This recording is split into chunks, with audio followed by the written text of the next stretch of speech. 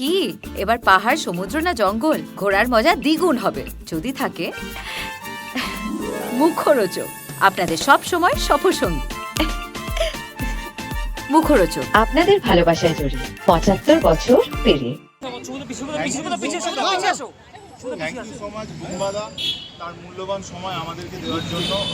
মানে সত্যি আর্টিস্ট ফোরামে গেছি এবং আমাদের যেটা উদ্দেশ্য ছিল যে আমাদের যে টেকনিশিয়ান দাদারা ভাইরা রয়েছে, বোনেরা রয়েছে, দিদিরা রয়েছে, তাদেরকে ডিরেক্ট কথা বলানো, তো সেটা হয়েছে। তো আমার মনে হয় বুম্বাদা যেরকম গার্ডিয়ানের মতো সবসময় আমাদের মাথায় ছাতা ধরে, নিশ্চয়ই একটা সদুত্তর আমরা পেয়ে যাবো। One second thank you so much বুম্বাদা, থ্যাংক ইউ সো মাচ। কি সিদ্ধান্ত হলো তোমরা আশ্বাস কেন হলে? আমাদের উদ্দেশ্য ছিল আমাদের টেকনিশিয়ান দাদাদের সঙ্গে ওনাদের বসানোর, বিশেষ করে বোম্বাদাকে বসানোর।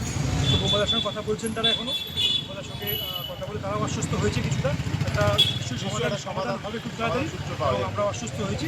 এবং আমি আবারও বলছি, আমি আবারও বলছি, সেটাও দেখুন আজকে সেটা বলতে পারবেন আর্টিস্ট ফোরাম এবং ফেডারেশন, বাট আমাদের উদ্দেশ্য ছিল তাদের সঙ্গে বসার একটা, কারণ ডিরেক্টলি তারা কথা বলতে পারছিলেন না, এই জন্য তারাও অ্যাংজাইটিতে ভুগছিলেন এবং আমাদের সঙ্গে তাদের কথা হচ্ছিল। তোমাদের আমাদের টেকনিশিয়ান আশ্বস্তটা কি হলো? না মানে যে কাজ হারা বিষয়টা, সেই বিষয়টা সব ব্যাপারটা এইটা না আমার এখানে মনে হয় বলতে পারবো নিশ্চয়ই না। একটা সমাধান সূত্র বেরোবে। সেটা কতদিনের মধ্যে রাজাদা বা বিবানদা জানো?